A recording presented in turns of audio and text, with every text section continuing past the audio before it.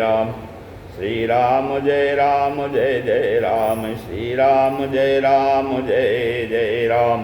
ओम श्री गणेशाय नमः, श्री गुरुवे नमः, ओम श्री सीतारामचंद्राभ्याम नमः, उमामहेश्वराभ्याम नमः, ओम श्री एकादशप्रीदक्षेश्वरधाम सरकार श्री हनुमते नमः। अखंडमंडलाकारं व्याप्तं येन चराचरं तत्पदं दर्शितं येन तस्मै श्री गुरुवे नमः।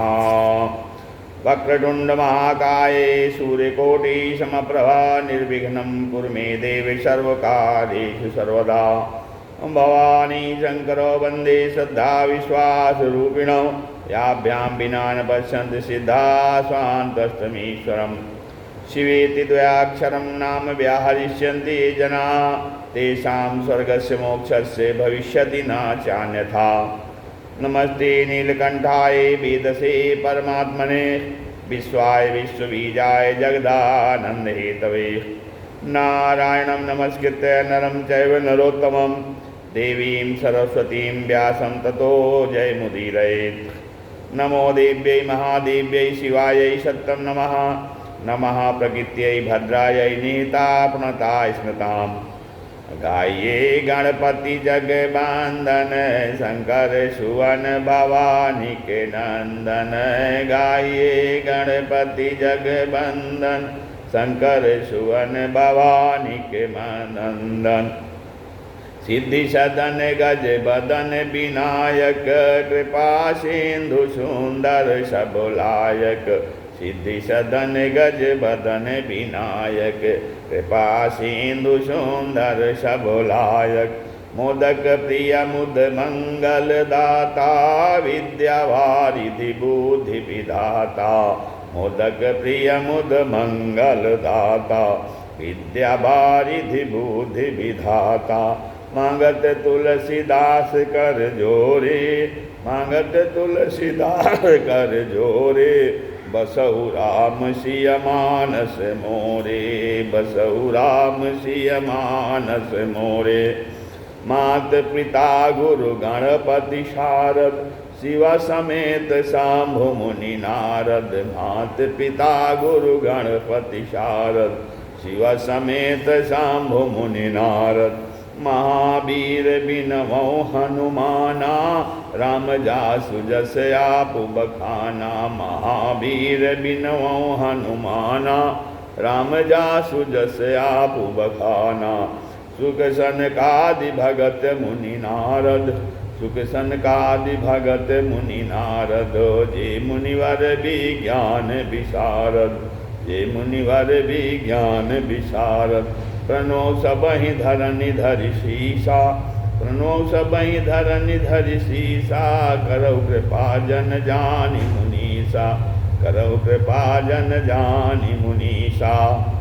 ओम नमः शिवाय हरि ओम नमः शिवाय ओम नमः शिवाय हरि ओम नमः शिवाय नमः शिवाय ओम नमः शिवाय नमः शिवाय ओम नमः शिवाय। हरे हरे बोले नमः शिवाय हरे हरे बोले नमः शिवाय नमः शिवाय ओम नमः शिवाय नमः शिवाय ओम नमः शिवाय ओम नमः शिवाय हरि ओम नमः शिवाय ओम नमः शिवाय हरि ओम नमः शिवाय।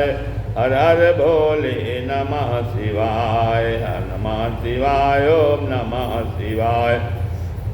श्री शंकर भगवान की जय श्री सीताराम जी की जय श्री हनुमान जी एकादश मुखी हनुमान जी महाराज की जय व्यास जी महाराज की जय श्री शिव महापुराण की जय सनातन धर्म की जय इष्ट देवता की जय स्थान देवता की जय कुल देवता की जय नगर देवता की जय सब संत भक्तन की जय। जय जय भोलेनाथ हर हर महादेव। जय जय श्री गिरिजारमण जय जय भूत किशोर। जय जय श्री गिरिजारमण जय जय भूत किशोर। अजय भक्तन सर्वस्व प्रभु जय गणपति सिद्ध चोर। जय भक्तन सर्वस्व प्रभु जय गणपति चित्त चोर। श्री राम जय जय राम। सत्संग के क्रम में आज श्री शिव महापुराण की उमा संहिता से कथन श्रवण हो रहा है। जिसमें आज पितृ श्राद्ध आख्यान के विषय में कथन चर्चा हो रही है। शौनक जी कहते हैं कि हे सूत जी, आदित्य विवस्वान को श्राद्ध देवत्व कहाँ से मिला? आप श्राद्ध के महात्म्य का और उसके कल्याणकारी फल का वर्णन करिए। सूत जी कहने लगे, हे शौनक जी, संपूर्ण पितरों की उत्पत्ति जो मार्कंडेय जी ने भीष्म से वर्णन की थी उसे अब सुनिए। ससैया पर पड़े भीष्म जी ने जो युधिष्ठिर महाराज जी से कहा था उसे श्रवण करिए। युधिष्ठिर जी ने पूछा, हे पितामह, पुष्टि चाहने वालों को पुष्टि किस प्रकार प्राप्त होती है तथा कौन सा कर्म करने से मनुष्य दुखी नहीं होता है?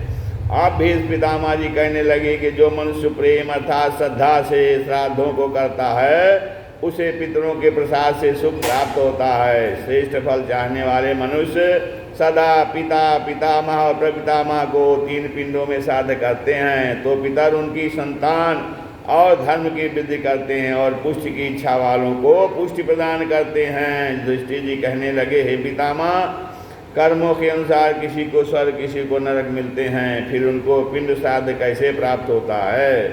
नरक में पड़ा हुआ या स्वर्ग में स्थित पितर कैसे श्राद्ध फल प्राप्त करके फल प्रदान करते हैं?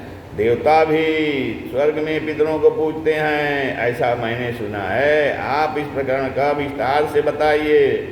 फिर पितामह बोले, एक बार मैंने पिता को पिंडदान किया तो पिता ने मेरे हाथ से भेदन करके हाथ में पिंड मांगा। तब मैंने उस पिंड को कुशाओं पर ही रख दिया।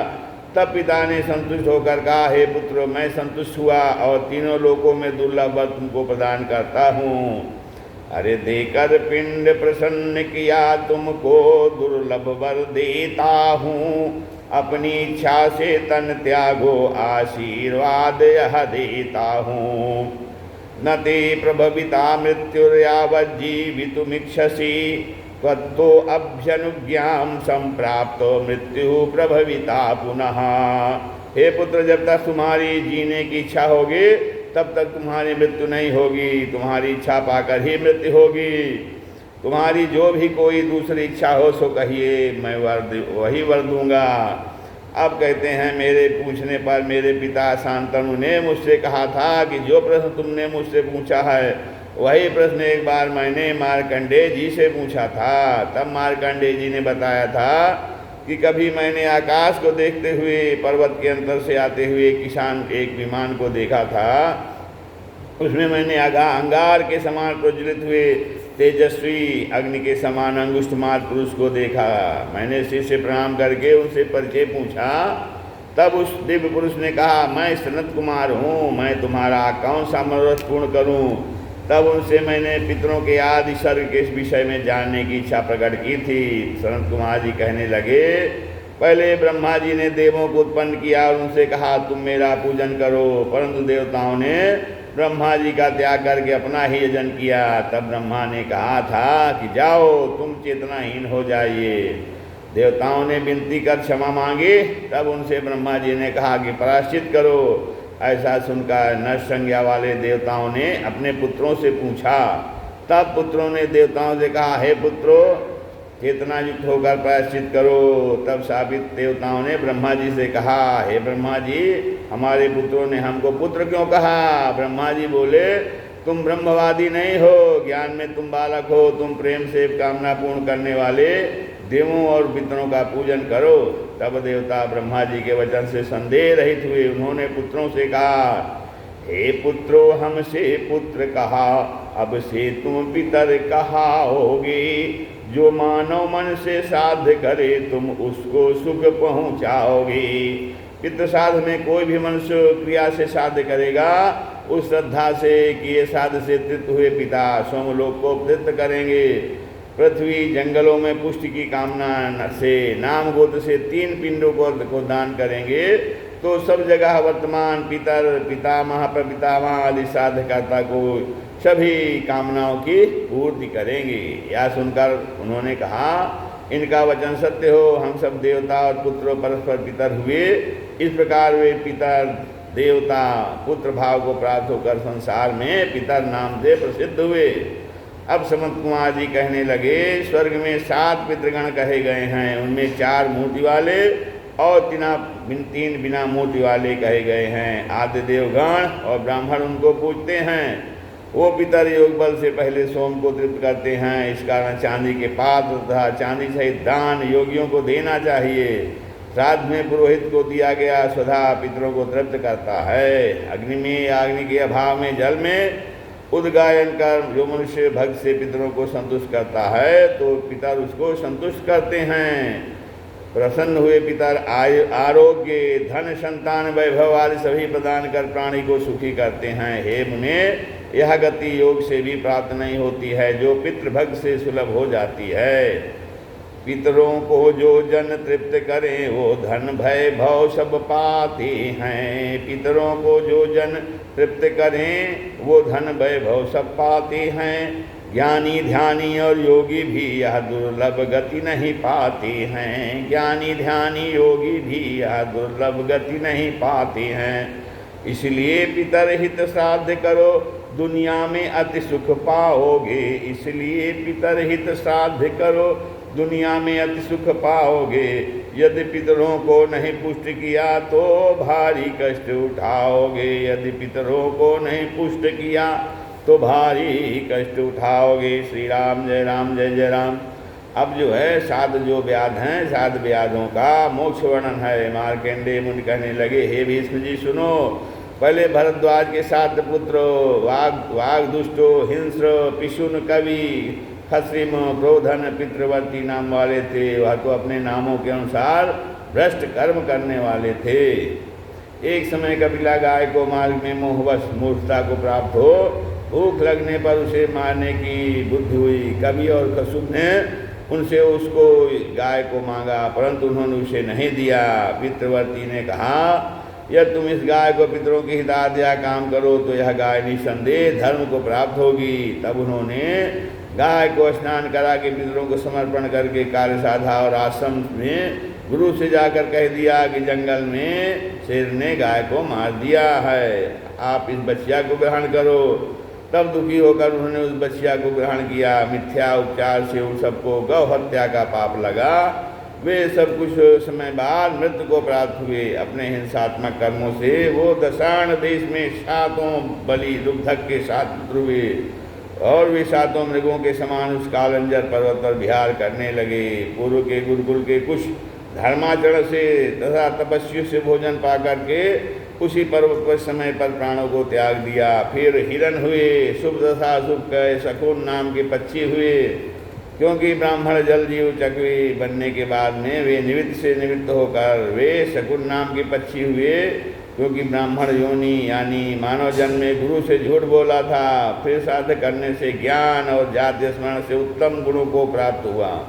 अब गुरुकुल में जो ब्रह्म ज्ञान सुना था उसी को स्थिर करके सुमना सुवाक शुद्धि पंचम छिद्र दर्शक स्वतंत्र सुयज्ञ कुलीन नाम वाले हुए। हे मुने, वन में फिरने वाले उन पक्षियों को जिस प्रकार उत्तम आचरण हुआ सुनो। हे मुने, नीप देशों का प्रभावशाली वैभराज राजा था। उसको देखकर स्वतंत्र चक्रवी ने कहा कि मेरा भी कोई तब सौभाग्य हो तो मैं भी ऐसे सौभाग्य वाला हो जाऊं। तब इसे सुन दोनों सहचरी चकवे बोले, हम तुम्हारे हितैषी मंत्री होंगे। इस पर जब तीनों नहीं बोले, जब तीनों ने कुछ नहीं कहा तो उनका सहचरी सुमन कहने लगा, तुम्हारा साप मिट जाएगा, तुम फिर योग को प्राप्त होगे। सर्वसत्व वाला या सुयज्ञ फिर योग को प्राप्त होगा तो पितरों के प्रसाद से तुमको पुण्य की प्राप्ति होकर कल्याण होगा। फिर कहते हैं, हम सबको ज्ञान का संयोग योग का साधन प्राप्त हुआ। इस कार्य के लिए उदाहरण में एक श्लोक को किसी पुरुष से सुनना जिससे तुम फिर पूर्ण योग को प्राप्त होगे। ऐसा कहकर सुमन नाम वाला पंडित विहंग मौन हो गया। इसे सुनकर व्यास जी कहने लगे, मार्कंडेय जी फिर आगे क्या हुआ। मार्कंडेय जी कहने लगे, वे 7 धर्म योग में तत्पर हो मानस सरोवर में पवन जल को ही विक्षण कर शरीरों को सुखाने लगे। अब इसके उपरांत वह राजा अपने वैभवयुक्त नगर में गया और वहाँ पर अपने अनूह नाम के पुत्र को राज्य देकर वैभराज्य का नाम का राजा वन में जाकर वायु का भक्षण करके ही महातप करने लगा। इसी से उस वन का नाम विभ्राचित वन हो गया जो योग सिद्ध का दाता हुआ। वहीं पर भोग धर्म वाले 4 पक्षियों ने और योग से भ्रष्ट इन उन तीनों बच्चों ने भी अपना शरीर त्याग दिया। काम्पिल्ले नगरे ते तु ब्रह्मदत्त पुरोगमा जाता सत्य महात्माना सर्वे विगत कलमसाह। ब्रह्मदत्त आदि को लेकर विगत हो गया पाप जिनका, ऐसे वे सातों महात्मा काम्पिल नगर में उत्पन्न हुए। उनमें 4 ईशित वाले हुए, 3 मोहित हुए। ब्रह्मदत्त स्वतंत्र रूप से हुआ, छिद्रदर्शी और सुनेत्र वेदगामी श्रोत्री हुए। पांचाल आचार्यत्व करने लगा। विद्वेद और पुंडरीक छांदोग अधर हुए। राजा ने अपने पुत्र ब्रह्मदत्त को राज्य दे परम गति प्राप्त की। पांचाल ने अपने दोनों पुत्रों को मंदिर में स्थापन करके परम गति प्राप्त की। ये राजन शेष चक्रवाक दरिद्री श्रोत्री कुल में पैदा हुए।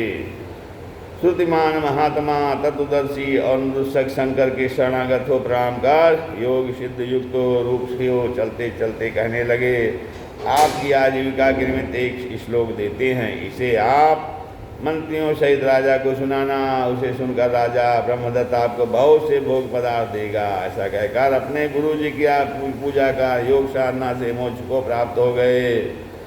श्रावयामास राजानम श्लोकम तम सचिवोचतो सप्तव्याधा दशारणेषु मृगाः कालंजरे गिरो चक्रवाका शरद्वीपे हंसा सरसि मानसे ते अभिजाता कुरुक्षेत्रे ब्रह्मणा वेदपारगाः प्रस्थिता दीर्घमध्वानं यूयं किमवसीदथ तच्छ्रुत्वा मोहमगं दत्तो नराधिपः। उसने राजा के पास जाकर मंत्रियों की उपस्थिति में उस श्लोक को सुनाया, जो दशाण देश में 7 व्याध हुए, कालंजर पर्वत पर 7 हिरण हुए, सद्वीप में 7 चक्रवाक और पुनः मानसरोवर में 7 हंस हुए, वे ही कुरुक्षेत्र में वेदता ब्राह्मण हुए हैं। 4 तो अपना रास्ता पार कर चुके, अब 3 से तुम लोग क्यों इस जगत के दुर्गम मार्ग में भटक रहे हो। इतना सुनते ही राजा ब्रह्मदत्त उसी क्षण मोहित हो गया। अब इसे सुनते ही राजा ब्रह्मदत्त उसके मंत्री पुंडरीक और पांचाल मोह को प्राप्त हो योग साधना में लीन हो ब्राह्मणों को बहुत सा दान देकर तथा अपने पुत्र विश्वमय को राज्य देकर शिव जी का आश्रय लेकर के परम पद को प्राप्त हो गए। मुच्यते सर्वपापेभ्या शिव नामानुकीर्तनात् उच्चार्यमाण एतस्मिन् देवदेवस्य तस्य वै। क्योंकि शिव नाम के कीर्तन से समस्त पाप दूर हो जाते हैं, इसलिए उन देवों के देव के नाम का उच्चारण करें। जैसे जल के डालने से मिट्टी का कच्चा बर्तन नष्ट हो जाता है, उसी प्रकार शिव नाम से समस्त पाप दूर हो जाते हैं। जो इस प्रकरण को सुनता है सभी पापों से मुक्त होकर मोक्ष को प्राप्त हो जाता है। अब जो है व्यास जी के आख्यान के विषय में कहने हैं। शौनक जी कहने लगे, हे व्यास जी के शिष्य सूत जी, अब आप आचार्य के पूजन को कहो तथा ग्रंथ को सुनने के बाद में क्या करना चाहिए। सूत जी कहने लगे, कथा सुनने के पश्चात भक्तिपूर्वक आचार्य का पूजन कर, आचार्य को विधिपूर्वक दान दे, पुराण वक्ता को प्रणाम कर, हाथ कानों के आभूषण व सुंदर वस्त्रों, शिव पूजन कर, बछड़े वाली गाय और पल भर सोने का आसन बनाकर उसके ऊपर ग्रंथ को रखकर दान करें तो वह संसार के बंधनों से मुक्त हो जाता है।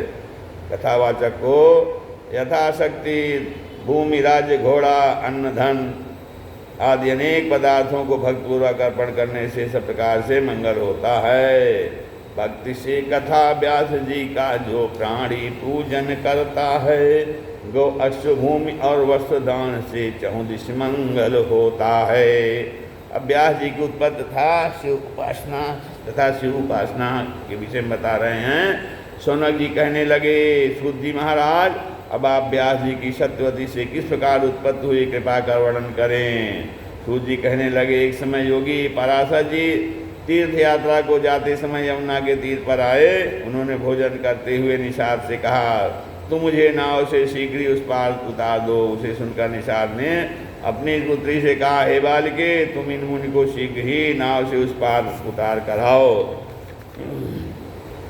तपस्विनी दृश्यंती के गर्भ से उत्पन्न पराशर जी नाव में बैठ गए। कन्या नाव चलाने लगी। सभी कामासक्त पराशर ने कन्या का हाथ पकड़ा। निषाद कन्या कहने लगी, हे मुनीश्वर, जब तक मैं आपको नदी के पार न उतार दूँ तब तक शांत रहे। नदी पार जाकर के मुन्ने उस कन्या को काम भाग गुनाह पकड़ा। तब कन्या कहने लगी, हे मुनिवार, आप परम योगी और मैं दुर्गंध युक्त काले वर्ण के निषाद कन्या हूँ। समान जाति वाली संगत सुख देने वाली होती है, सुवर्ण और कांच का साथ अच्छा नहीं होता। इत्युक्तेन तया तेन क्षणमात्रेण कामिनी कृता योजन गंधातु रम्य रूपा मनोरमा। उस कन्या के ऐसा कहने पर क्षणमात्र में उनने उसे अत्यंत सुंदर रूप वाली तथा एक योजन तक सुगंध युक्त कामिनी बना दिया। व्यास जी ने पुनः मत्स्यगंधा का हाथ पकड़ा तो कन्या बोली, हे मुनिश्रेष्ठ, रात के समय मैथुन करना उचित बताया है, दिन में स्त्री प्रसंग दोष कारक और निंदित है। तब मुनीश्वर ने क्षणमात्र में दिन में ही घना कोहरा बना दिया। रात के समान अंधकार देख करके कन्या चकित होकर कहने लगी, हे मुनिवर, आप तो मुझे भोग कर चले जाएंगे, मेरे गर्भ रह जाएगा, मेरी क्या गति होगी, मेरा कन्या व्रत नष्ट हो जाएगा, लोक में मेरी हंसी होगी, तब मैं मिता से क्या कहूँगी। पराशर बोले, तू मेरे साथ स्वतंत्र होकर प्रसन्न मन से रमण कर, मैं तेरी सभी अभिलाषाओं को पूर्ण करूँगा। पराशर जी कहने लगे, मदाज्ञा सत्यकरणा नामना सत्यवती भव वंदनीया तथा से शैर योगी दशरपी। मेरी आज्ञा को सत्य करने से तू सत्यवती नाम वाली तथा सभी योगी और देवताओं को वंदनीय होगी। ऐसे सुनकर सत्यवती कहने लगी, जानती न पिता माता न वाणी भूमि मानवाः कन्या धर्मो न मे हन्यात् यदि स्वीकुरु मां तथा पुत्रस्य तत्समो नाथ भवेदद्भुत शक्तिमान सौगंध्यम सर्वदांगे मे तारुण्यम जानवम नोम। हे मुने, मेरे माता पिता था अन्य मनुष्य भी न जाने तथा मेरा कन्या धर्म भी न नष्ट हो तो मुझे स्वीकार करो। हे नाथ, मेरे आपके समान पुत्र होवे और अद्भुत शक्ति वाला हो तथा मेरे शरीर से नित्य सुगंध आवे और नित्य नवीन नवीन मेरा यौवन रहे। रसर बोले, प्रिय, तुम्हारा सम्मत पूर्ण होगा, तेरे उदर से विष्णुवंश से महाश्री पुत्र होगा। हे मत्स्यगंधा। पराशर उवाच, मीनगंधाम समालक्ष्ये त्वाम मोहवशो भवन नवाले भालपट्टस्थो ब्रह्मलेखो अन्यथा भवेत्। ही मैं अप्सराओं को देखकर भी कभी कामवश नहीं हुआ हूँ। हे मत्स्यगंधा, तुझे देखकर मैं मोहवश हुआ हूँ। विधाता का लेख मिथ्या नहीं होता। कोई सोई जो राम रचि राखा को करी तरक बढ़ावे शाखा। होई सोई जो राम रचि राखा को करी तरक बढ़ावे शाखा। हे वरारोहे, तेरे वेद का विभाग करने वाला, पुराणों का कर्ता, तीनों लोकों में प्रसिद्ध कीर्ति वाला पुत्र होगा। ऐसा कहकर उस सुंदरी के साथ समागम करके यमुना में स्नान करके पराशर मुनि चले गए। सत्यवती ने सूर्य के समान कांति वाले अलौकिक कामदेव के समान पुत्र को जन्म दिया। सूरजा द्वीप में उत्पन्न हुआ पुत्र बाएं हाथ में कमंडल और दाहिने हाथ में दंडधारे पीतवर्ण वाली टाँव से युक्त तेजस्वी पुत्र ने माता से कहा, अब आप अपने पिता के पास जाइए और जब कभी आपका कोई वांछित कार्य होगा तब तुम्हारी इच्छा पूर्ण करने को मैं आपके स्मरण करते ही आऊँगा। ऐसा कहकर वे तपोधन माता के चरणों में प्रणाम कर तीर्थाटन में भ्रमण करने चले गए। मत्स्यगंधा सत्यवती पुत्र स्नेह से व्याकुल मन अपने पिता के पास चली गई। तथा बालक व्यास जी द्वीप में उत्पन्न होने से द्वैपायन कृष्ण वर्ण होने से और वेद के भाग करने से वेद व्यास कहलाए। हुआ जन्म धूप में वर्ण कृष्ण द्वैपायन कहलाए थे। रच महाभारत की वेद भाग यों व्यास कहलाए थे। माता पिता से व्यास जी चल करके तीर्थराज प्रयाग नैमिषारण माता के पास से व्यास जी चल करके तीर्थराज प्रयाग नैमिषारण कुरुक्षेत्र अवंतिका अयोध्या मथुरा द्वारिका अमरावती सरस्वती गंगा सागर गए। कांची शब्द गोदावरी कालंजर बदरिकाश्रम तथा जहाँ साक्षात विश्वेश्वर और अन्नपूर्णा विराजती हैं। घूमते घूमते वहाँ पर पहुँचे। वहाँ पर वाराणसी पहुँचकर मणिकर्णिका के दर्शन कर कोटि जन्म के पापों को त्यागा। विश्वेश्वर आदि सभी लिंगों का दर्शन कर सभी कुंडों और सरोवरों में स्नान कर संपूर्ण विनायकों और देवियों को प्रणाम कर पाप भक्षण करने वाले भैरवनाथ का पूजन कर व्यासेश्वर नाम ज्योतिर्लिंग की स्थापना की, जिनके दर्शन से प्राणी संपूर्ण विद्याओं में पारंगत तथा गुरु बृहस्पति के समान हो जाता है। आप तदंतर वाराणसी में स्थित अनेक लिंगों में से अभिमुक्त नाम क्षेत्र में मध्यमेश्वर नामक शिवलिंग श्रेष्ठ है। इनकी आराधना से नारद जी और तुम्बरु गंधर्व गान विद्या में प्रवीण हुए शिव संहार करता ब्रह्मा शिष्ट करता और विष्णु पालक हुए हैं। कुबेर धनाधीश हुए और श्रीकर नामक गोप गोपिका पुत्र ने शिव की आराधना कर शिव का गणपत्य पाया। शुक्राचार्य और बृहस्पति दैत्यों और देवों से पूजित हुए। व्यास जी ने सोचा मैं भी मध्यमेश्वर को आराधना कर वेद का अवलोकन तथा पुराण रचने की शक्ति प्राप्त करूंगा। ऐसा सोचकर गंगा में स्नान करके नियम धारण का संकल्प करके कभी फलाहार कर, कभी पत्ते खाकर, कभी जल पीकर, कभी पवन का आहार कर, कभी निराहार रहकर मध्यमेश्वर की आराधना करने लगे। बहुत काल आराधना करने पर एक दिन शरद चंद्र मुख कमल के समान भव्य से लिप्त 5 वर्ष की आयु वाले अनेक आभूषण से युक्त कामदेव को भी लज्जित करने वाले सामवेद गाते हुए शंकर जी मध्यमेश्वर लिंग में प्रकट हो गए। अलौकिक विग्रह के दर्शन कर व्यास जी गदगद हो स्तुत करने लगे। महिमानम न ते वेदा पितामा सुरमापते त्वमेव जगतः कर्ता धर्ता हर्ता तथैव च। हे उमापते, वेद भी आपकी महिमा को नहीं जानते हैं। आपकी संहार के उत्पादक, पालक और विनाश करने वाले हो।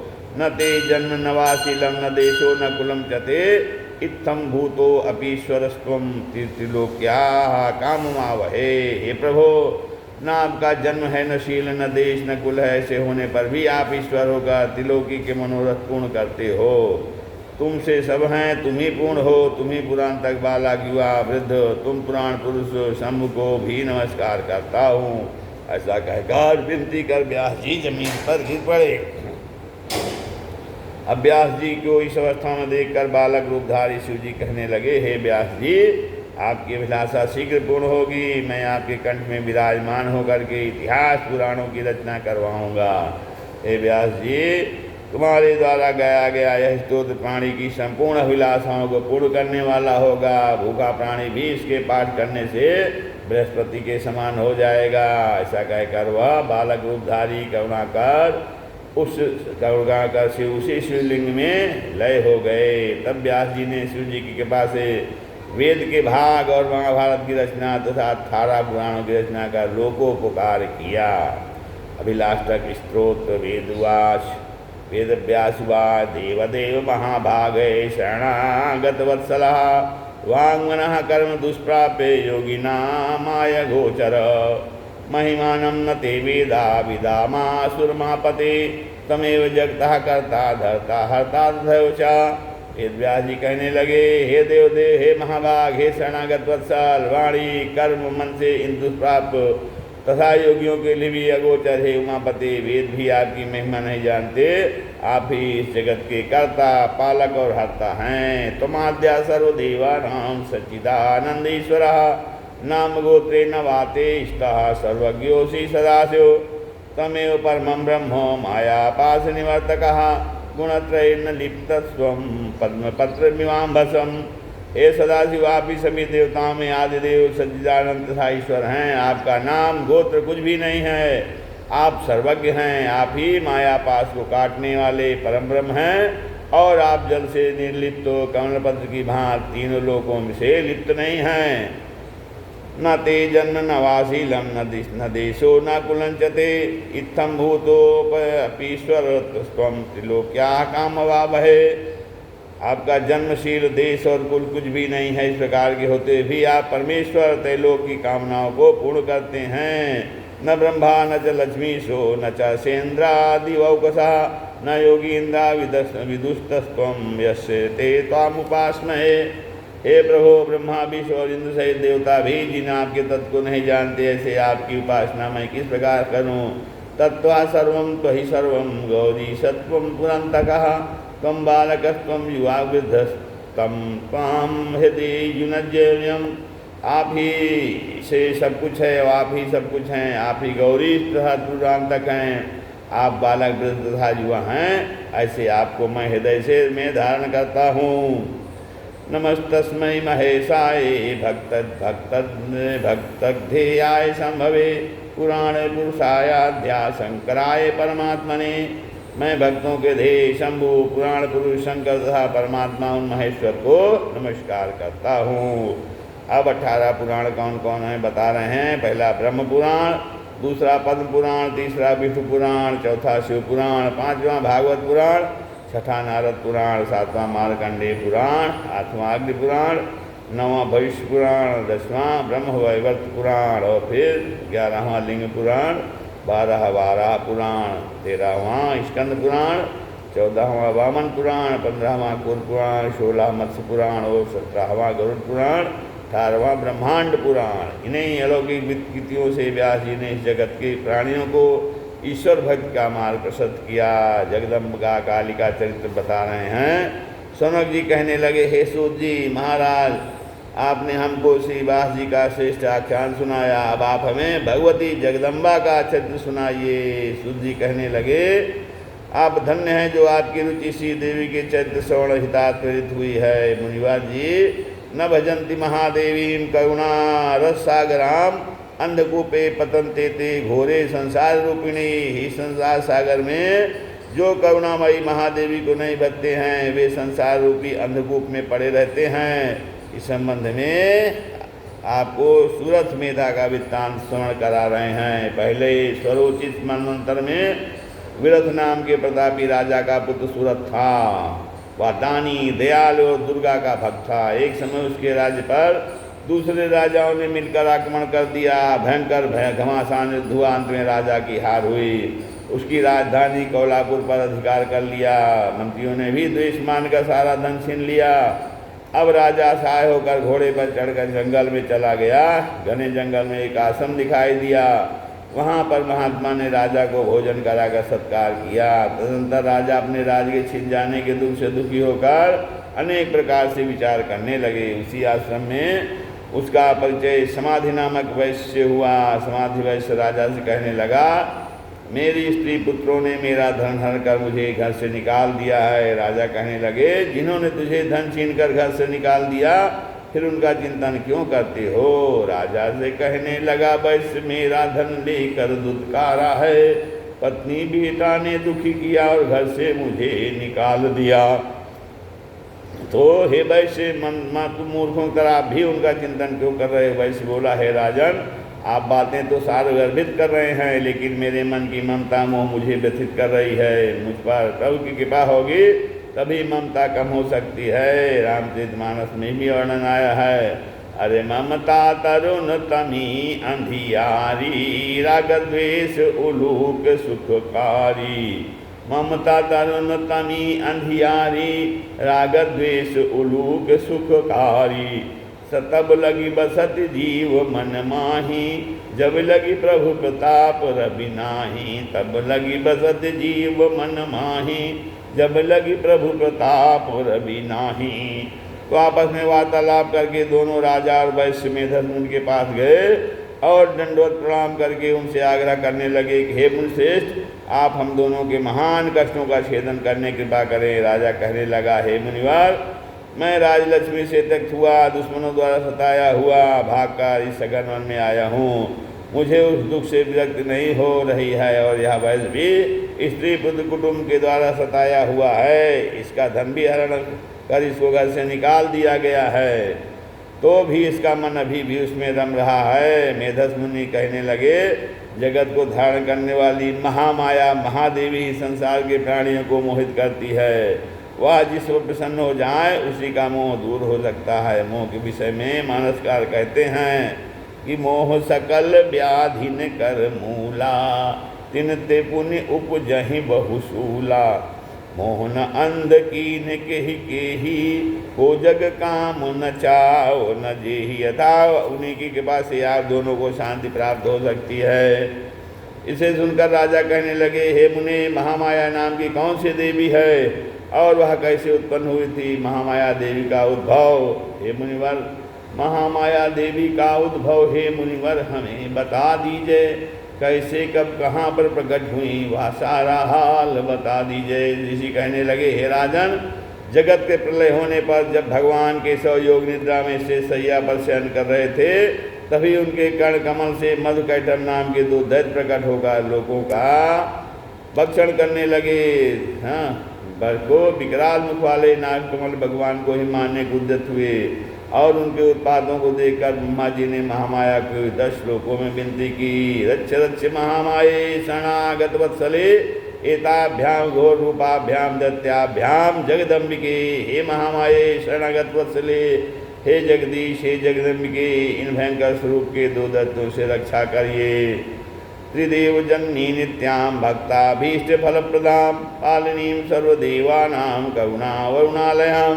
तीनों देवों को उत्पन्न करने वाली, नित्य भक्तों को मनोवांछित फल देने वाली, सभी देवों का पालन करने वाली करुणा वरुणालय को नमस्कार करता हूँ। इस प्रकार विनती करके कहा, हे माता, आप इन दैत्यों को मोहित करके आज विभु नारायण को जगाइए। शिष्य कहने लगे, ब्रह्मा जी की प्रार्थना पर त्रिलोकी को मोहने वाली शक्ति महाकाली नाम वाली फाल्गुन शुक्ला द्वादशी को उत्पन्न हुई। तभी आकाशवाणी हुई कि हे ब्रह्मांड, डरो मत, मैं मधुकैटभ को मारकर तुम्हारा कष्ट दूर करूंगी। तभी माया देवी विष्णु के नेत्र मुख से प्रकट होकर ब्रह्मा जी के दर्शन की दिए।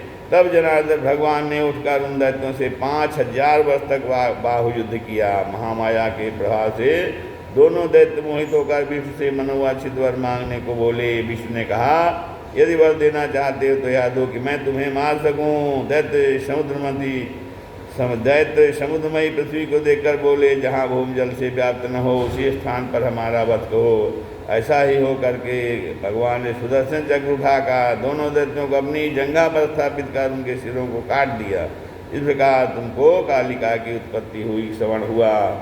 अब जाके महालक्ष्मी की उत्पत्ति का श्रवण होगा। श्री राम जय जय राम।